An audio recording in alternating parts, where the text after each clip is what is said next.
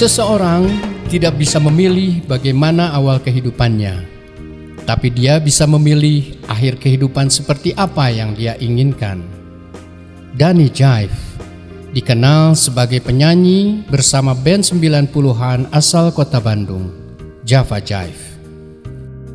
Selama 30 tahun bermusik, mengalami dinamika pasang surut dalam karirnya. 10 album sudah dihasilkannya. Karunia indah, suara lahiriah telah mengangkat derajat kehidupannya serba kecukupan. Tapi dia gelisah, ada sesuatu yang dia abaikan dalam kehidupannya. Kemudian Allah memberinya hidayah untuk menjadi pribadi yang lebih berserah dan amanah. Dan dia kini lebih senang mendengar dan melantunkan suara hatinya. Kang Megananda. Nah, sekarang di Jumat ini ada Kang Danny Jive. Alhamdulillah. Sehat kan? Sami-sami. Nah, buat kawan kreasi, buat minggu depan kita terakhir kan? Ya. Sama Mama Yuki. Oh iya. Cuma tanggal 29. Jadi untuk kawan kreasi. Edisi Lebaran. Edisi Lebaran. Penghabisan. Nah, untuk yang di Bandung mungkin sekarang kondisinya hujan, Uy. Iya betul, hujan terus. Jadi daripada keluar rumah mending nonton. Benar.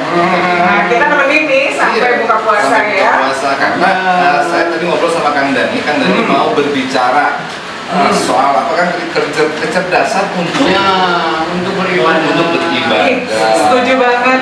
Jadi nambah ilmu nih buat aku karena benar beribadah itu terkadang ada ilmunya lah ya, ada ilmunya, jadi nggak seakan-akan ada paling tinggal sholat ya udah lagi puasa ya tinggal puasa, nggak gitu lah ya, ada ilmunya juga. Oke.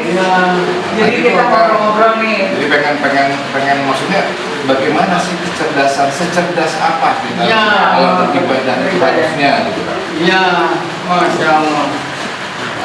Bismillahirrahmanirrahim. Assalamualaikum warahmatullahi wabarakatuh. Alhamdulillahirabbil alamin. Wassalatu wassalamu ala asyrofil anbiya'i wal mursalin sayyidina wa maulana Muhammadin wa ala alihi washabbihi ajmain. Amma ba'du. Faqala Allah Ta'ala fi Qur'anil Azim. Ya ayyuhalladzina amanu kutiba 'alaikumus syiyam kama kutiba 'alal ladzina min qablikum la'allakum tattaqun. Sadaqallahu alazim. Alhamdulillahirabbil alamin, segala puji serta syukur selalu kita panjatkan kehadirat Allah Subhanahu wa taala. Ruang Kreasi, terima kasih sudah menghadirkan saya. Masya Allah, saya bukan Ustadz ya. Jadi saya pengen sharing aja di sini beberapa pengalaman itu ingin disampaikan melalui di sini. Alhamdulillah diberi kesempatan ya, dan terutama nikmat sehat akhir-akhir ini dan kita sudah menginjak hari keberapa sekarang ini puasa? Hari ke-29 ya? Oh, Besok lebaran kalau gitu. Jangan lupa, 29.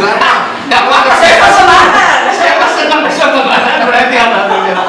Ya itu, alhamdulillah itu semuanya nikmat dari Allah ya, dan semoga salawat serta salam selalu tercurah dari Nabi besar Muhammad SAW beserta keluarga, para sahabat, dan tentu saja kepada kita semua yang masih setia kepada ajarannya hingga akhir. Amin. Dan saya juga pengen mengucapkan salam untuk teman-teman adik-adik saya dari Ulil Albab, pesantren Ulil Albab, panti asuhan Ulil Albab, panti Ulil Albab juga, sekalian juga pesantren yang ada di Bojongkoneng. Di sini lumayan banyak, ada 15 orang sudah hadir di sini ya. Alhamdulillah.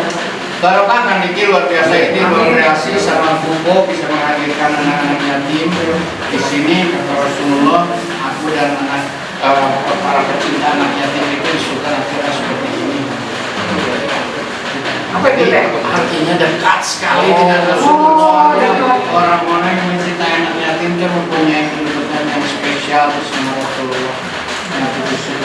Amin. Ya, jadi yang dimaksud kecerdasan untuk beribadah kita kata Allah, laqad khalaqnal insana fi ahsani taqwim. Allah sudah menciptakan kita semua dan kita ini dengan bentuk yang sebaik-baiknya. Bukan cuma bentuk fisik, tetapi jeroannya juga Allah sudah memberikan kita yang terbaik, yang sebaik-baiknya. Termasuk itu adalah kecerdasan.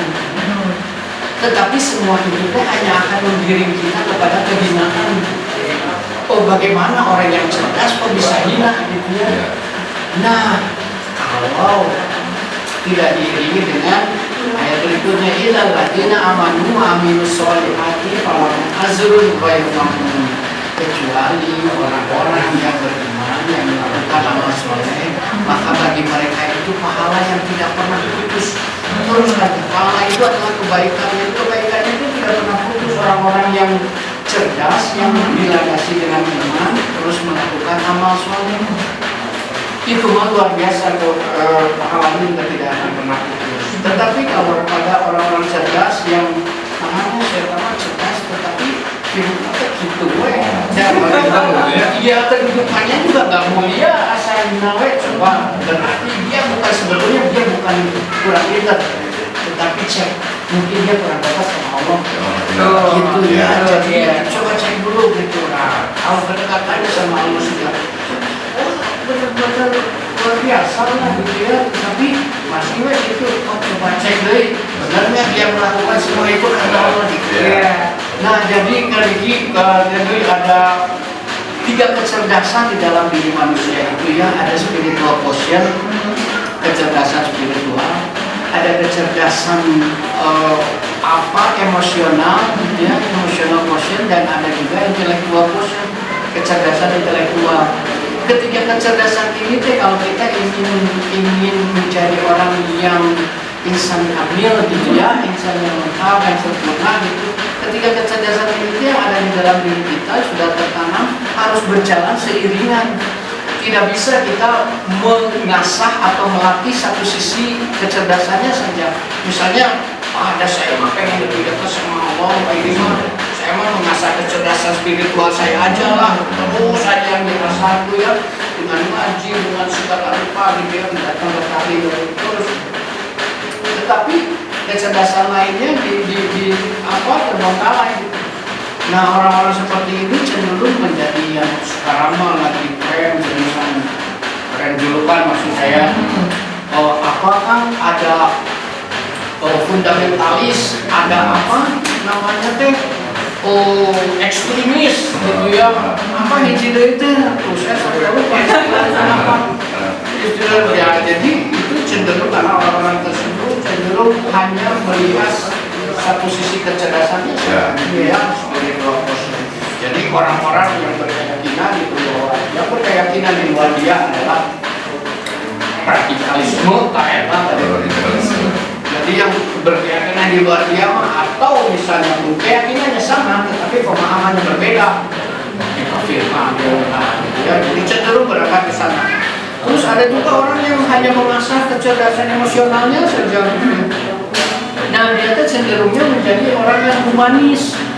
Sekarang kan sering orang kita berpendapat bahwa semua agama sama, yang penting baik aja sesama manusia. Itu udah kita mah hidup tenang gitu. Nah, itu mah padahal itu orang-orang cerdas loh yang berbicara seperti itu ya. Nah, tapi dia kecerdasannya hanya di sisi itu saja gitu. Jadi cenderung orang-orangnya humanis. Dan ada juga ini nih yang paling banyak orang diasah karena kita memang sudah dicekoki sama budaya pendidikan barat ya, intellectual quotient. Jadi ini intelektual yang paling banyak diperbincangkan bahwa orang pintar kalau secara otak, secara intelektual pintar, prestasi di sekolahnya ranking hiji, berarti dia pintar ya.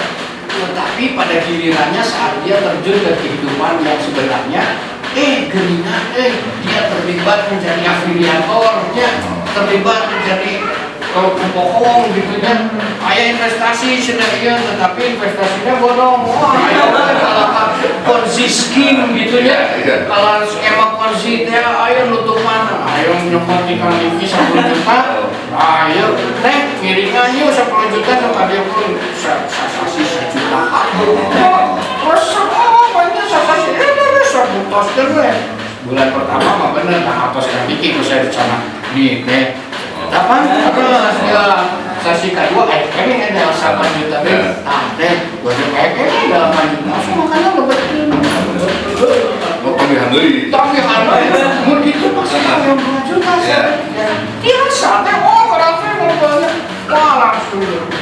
Nah, tetapi dia secara intelektual dia bisa menghitung itu segala macam. Oh, dari satu orang saja saya tidak butuh 8 juta. Apalagi dari 20 orang bisa berapa? Dia bisa 15 juta sampai miliarnya. Itu secara intelektual. Tetapi dia kosong dari secara spiritual. Nah, ketika kerjasama ini harus tertanam dan harus keluar secara simultan dari orang-orang yang sudah Allah tanamkan kecerdasan itu.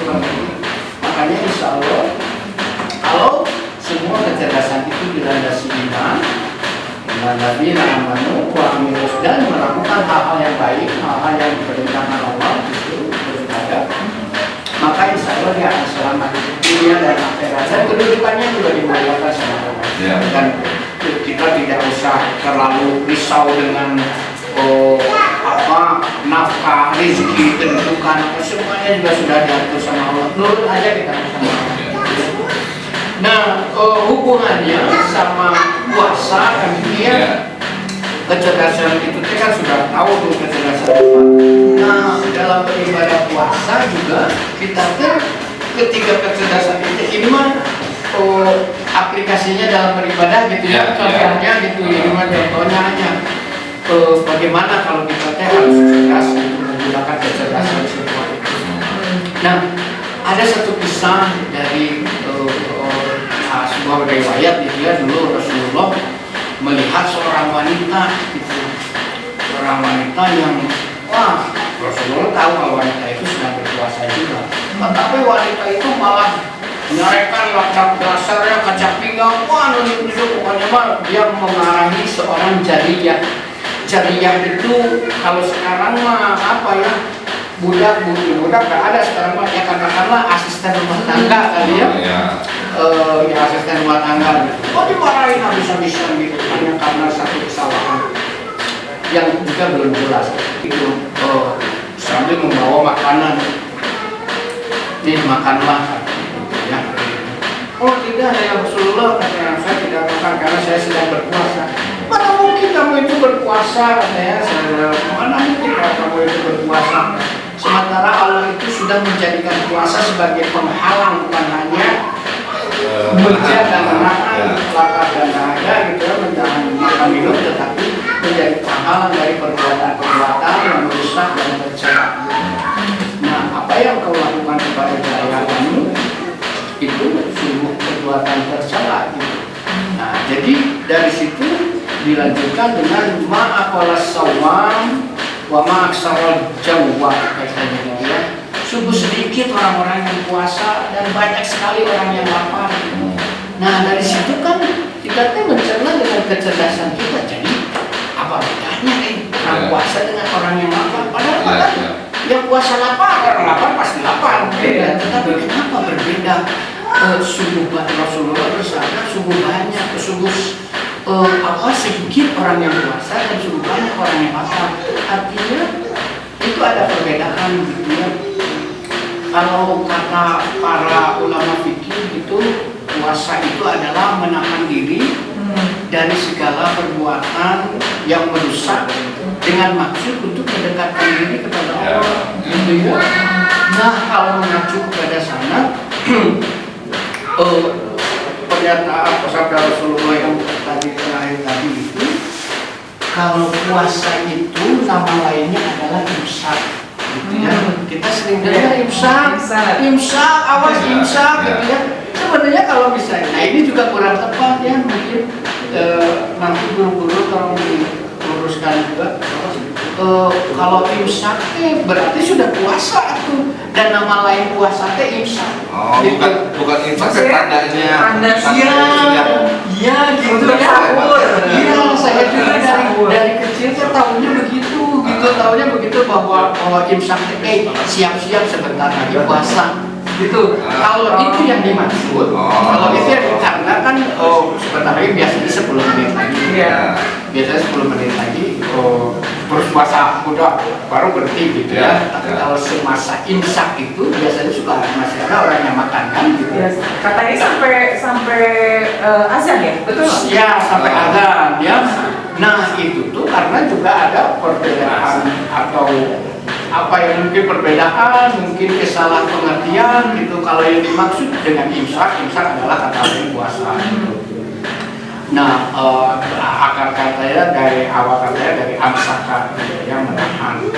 Nah, kalau yang dimaksud dengan imsak itu adalah sebentar lagi, hati-hati gitu ya. Itu namanya tanbihun gitu, jadi peringatan. Ya, peringatan. Kalau sekarang mah kan udah ada ini kan, kalau dulu mah pada zaman Rasulullah gitu menjelang itu kira-kira waktu 10 menit itu dibacakannya 50 ayat oleh seorang sahabat yang biasa. Jadi ngaji, kalau sudah mulai sahabat tersebut ngaji, itu artinya tanbihun, sebagai peringatan bahwa sebentar lagi ini kita menjelang imsak, menjelang puasa gitu. Jadi setelah 50 ayat lalu dari situ mulai ada dan artinya sudah mulai puasa gitu. Dan dari imsak itu ada biasanya diikuti dengan imsakan atau dan imsakbi. Apa itu bedanya? Untuk mempertegas puasa bahwa puasa ini juga imsakan itu lebih kepada maknanya menahan diri untuk tidak melakukan sesuatu, imsakan. Kalau imsakbi itu maknanya adalah berpegang teguh kepada sesuatu yang dijadikan pegangan. Nah, la umsiku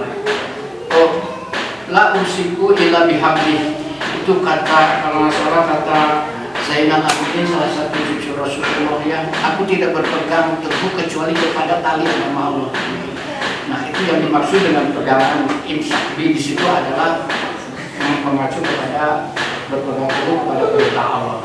Jadi kedua-duanya ini dalam puasa itu harus berjalan seiring, bahwa dia tidak hanya imsakan tetapi juga imsakbi.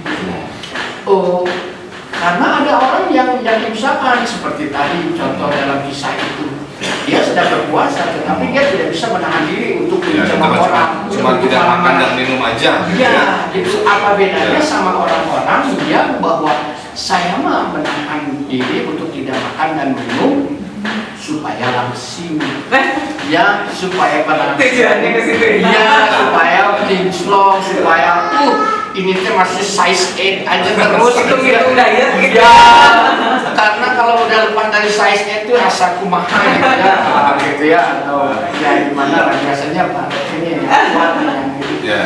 Nah, itu ya nggak ada landasannya gitu. Dia hanya dapat laparnya aja gitu. Tapi dia tidak bisa menahan gitu. Artinya dia tidak imsakbi gitu. Dia tidak berpegang teguh kepada perintah Allah. Nah, ada juga orang-orang yang terkesannya imsakbi gitu ya. Wah, dia mah saya mau berpegang teguh kepada Al-Quran dan As-Sunnah, teriak-teriak paling kencang. Tapi dia tidak bisa menahan diri dari teriak-teriaknya. Bukan dari bahwa segala sesuatu yang keluar dari pendapat dia itu yang berlawanan dari dia atau kelompoknya itu haram atau itu kafir, itu jahat gitu ya. Nah, itu kan banyak yang terjadi seperti itu. Padahal kan sebetulnya tidak seperti itu. Artinya dia tidak imsakan, tidak bisa menahan diri untuk tidak mengkafirkan orang, tidak mencela orang gitu ya. Nah, bagaimana? Adakah orang-orang yang imsakan juga, imsakbi juga ada, pasti ada, dan itulah yang seharusnya. Makanya kita memerlukan kecerdasan untuk mencerna segala sesuatu informasi yang masuk, terutama informasi yang berkenaan dengan ibadah kita, gitu ya. Harus betul-betul kita cerna, betul-betul bersama gitu ya, dan supaya kita selamat dunia akhirat, karena tidak main-main. Tadi kata Allah, yang imsakan dan imsak bi itu adalah la'allakum tattaqun. Allah menempatkan orang-orang tersebut itu pada derajat takwa yang dikehendaki oleh Allah gitu ya. Dan makna la'alla dalam la'allakum tattaqun itu artinya bukan takwa buat-buatan, bukan takwa kaleng-kalengan, tetapi takwa yang benar-benar takut sama Allah, takut dan taat sama Allah, Rasulullah gitu, sehingga Allah memantaskan dia untuk menyandang derajat takwa yang dimaksud. Lain yang kepuji. Lain yang kepuji. Iya, gitu. Yang kepuji. Tanya sana. Iya. Kepuji. Iya, bukan gue ya, Pak. Berarti dia tidak imsak, tidak imsak. Cuma imsak apa? Imsakan aja. Jadi, wah, sokok saya nggak makan, saya minum gitu ya. Tapi bukan berdulak-dulak gitu ya. Sebelah. Asal curhatnya. Terus karena kehujanan dari kawan kreasi, itu kehujanan juga. Jadi dia insakbi. Iya, insangnya barusan aja sih ya, berjalan ke sini ya. Itu Kang Dani hatur nuhun. Jadi kita ada sedikit maksudnya ya, tadi yang Kang Dani bilang kita hanya sharing aja ya kan. Jadi masih banyak guru-guru di sana yang lebih mengerti gitu. Nah, buat kawan kreasi kita dengerin lagu dulu kan? Ya. Lagu dulu. Ada lagu lagi nih dari dia sekarang terlihat. Iya, terlihatnya Mami Halimpu ini kemarin waktu itu sempat menang ya. Sempat menang ke dua ya. Mau dong, jodoh ya. Dia sempat dieliminasi. Oh iya, tapi menjadi finalis. Iya.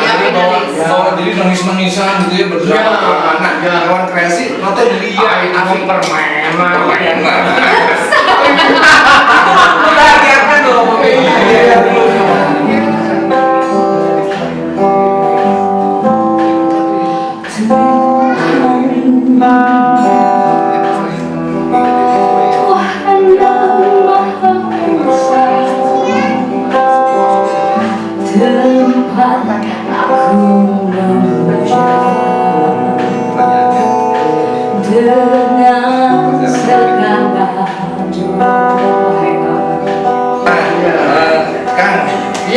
Tadi yang saya ceritain bahwa Ibu ini kan beternak digital nih. Iya. Dia juga cerdas dong. Ya, Membikin apa? Pokoknya cerdas untuk membikin apa namanya bisnis ya. Usaha gitu ya. Secara virtual. Secara digital. Itu seru banget ya buat orang-orang ya punya waktu gitu kan. Jadi lebih menghemat tapi tetap punya invest mungkin ya. Bisa dibilang invest nggak nih sebenarnya?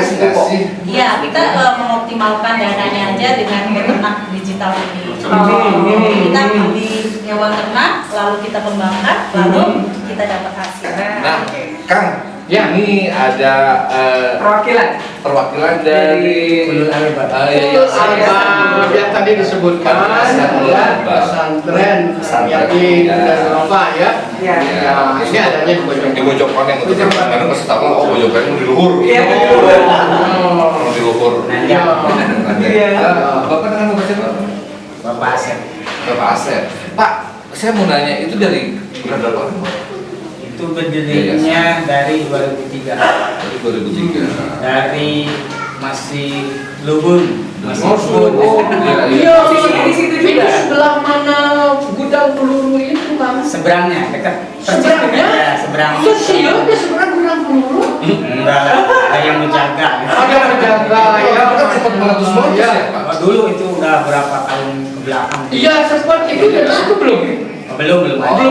Belum situ. Kalau ada mungkin takut juga. Sekarang mah belum ya, maksudnya terus aja di situ. Oh, di situ Ada berapa anak sekarang? Ini dari kamu dari bocil-bocil sampai yang udah kuliah Kemudian ada sekitar 180. Oh, banyak. Itu perempuan laki-laki, Pak? Hampir imbang bedanya kalau perempuannya sekitar 70-an, 70 lebih. Beda tipis lah, tapi kebanyakan perempuannya. Oh, kebanyakan perempuan.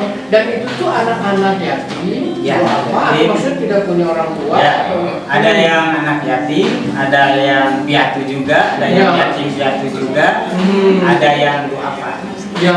Benar-benar, tapi udah benar-benar dipantau rumahnya masing-masing apakah benar ini duafa atau tidak. Ya. Jadi, Oh, dan itu mereka mondok di mondok di sana. di Pulau Sabah. Jadi di sana, Pak? Oh, Iya, mondok semuanya. berarti gede ya? Besar. Itu banyak banget soalnya. Ya, Lumayan, 100. Ya, hampir 600 meter.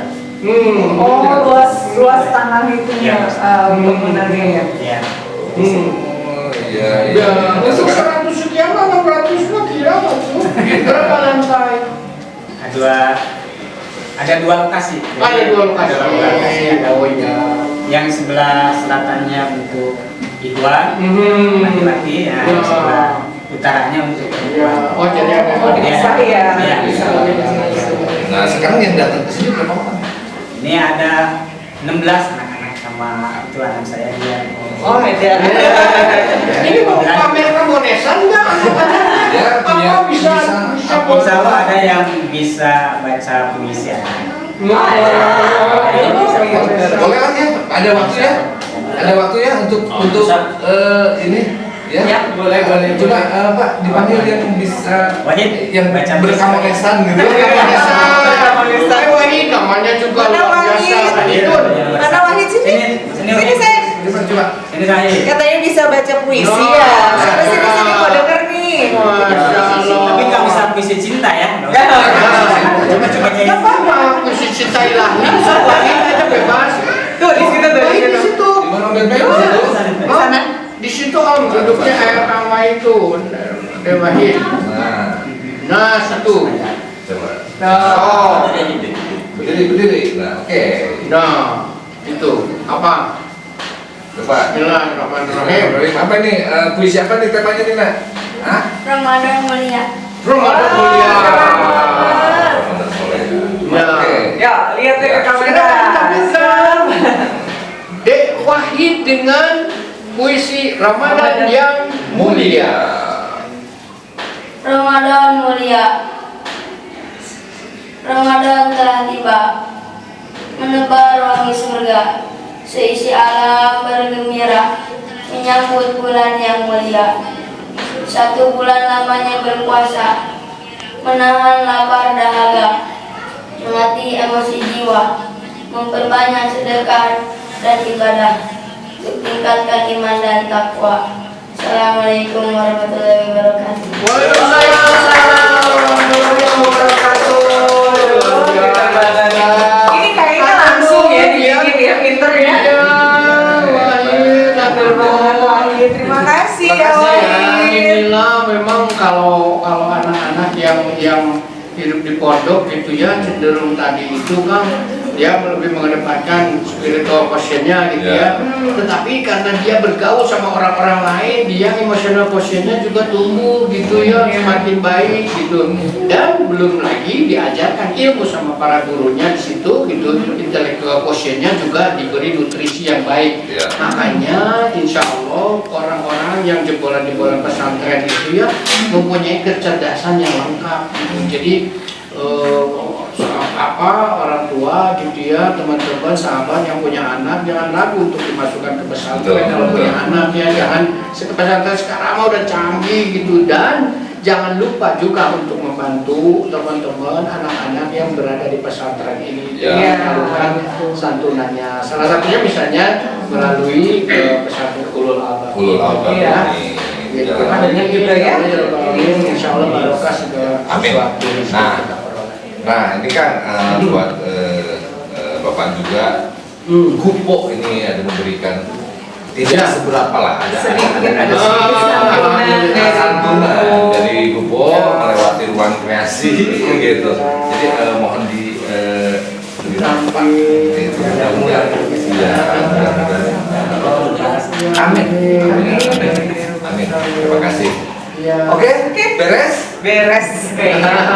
Ngobrol sebenarnya sih ngobrolnya udah masih pengen lama gitu ya. Cuma sudah menjelang Iya, gitu. si Kang Jani ini kemarin teh ternyata ada miss. Ada bumbu sayanya sama jamnya hari ini. Disangkanya acara itu hari Kamis. Iya, Jadi aku Jumat udah nge-save-nya di kami. udah bikin jadwal di hari Jumat. Jadi mungkin sekarang juga Iya. rusuh kongres. Ampun tuh. Tapi udah terima kasih juga sudah menyempatkan. Iya, Bapak juga terima kasih juga ini buat semua tim kru yang di sini juga. Wah, ada Irfan, ada Pak. Wah, banyak banget ya. buat Teh Lia sama Adit juga. Teh Lia sama Adit nanti ya seminggu lagi ya Jumat depan ya. Siap. Tapi buat kongres nanti Jumat depan kan Ya, ada CS berat kan. CS berat. Jadi Mama Yuki kongres jadi nanti tempatnya di ruang kreasi. Yes. Oke, baiklah Mei kalau begitu. Ya, terima kasih buat semuanya yang sudah nonton dan jangan lupa tadi ada giveaway. Jangan lupa pertanyaannya dijawab di kolom komentar. Ya, apa itu gupo tadi? Apa itu gupo tadi? Nah, Oke, akan- terima kasih banyak dan cukup. Terima kasih Akang, Bapak, terima kasih.